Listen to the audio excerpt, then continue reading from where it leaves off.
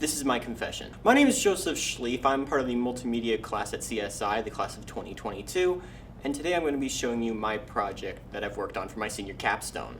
My project dates back to when I was 7 years old, long before I even knew CSI was a thing. You see, it was Christmas Eve 2011, and I watched the Michigan-Notre Dame football game, a replay of the game that had happened back in September. From that moment, I knew I was hooked on sports, and I couldn't get enough of it. As any young kid would do, my imagination would end up running wild. As any young kid would do, I'd basically play pretend in my backyard with just a football and myself. It didn't matter if scenarios are realistic or not, it was just if I would find them entertaining. I'd always wanted to do something like this, bring all these results into one definitive package. However, there were several things that were limiting me. First was time. I didn't have the time to put this together. Time runs tight when you're 4th grade. Second was resources. When you're younger, you have all the creativity in the world, but I still had that creativity around. I was still making these sort of things as recently as a few months prior to this project. But now with a project being put in front of us and all the freedom in the world, I knew what I had to do. This is the CSI Sports Network 2022 Almanac. The name CSN actually dates back to a project I did in 9th grade for a web design. There are several pieces of software I used to make this possible. The main one being InDesign, which I basically had to learn from scratch for this.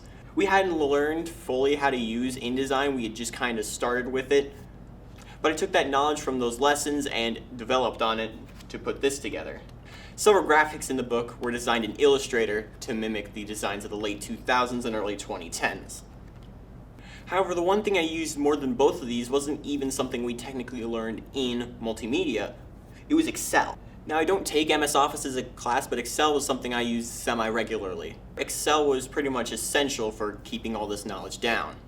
As I mentioned previously, I had done some of this project before it was even confirmed to be a project. I had done something similar on a smaller scale with friends on a Discord server. For this project, I also reached out to some other good friends of mine as well as some teachers to get their opinions on certain leagues.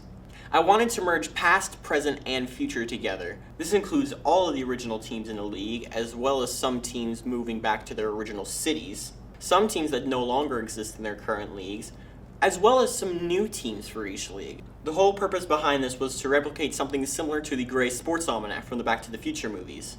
In short, a real-looking book with fictional results inside. This extends to individual sports as well. As you can see, each of these individuals is not a real person.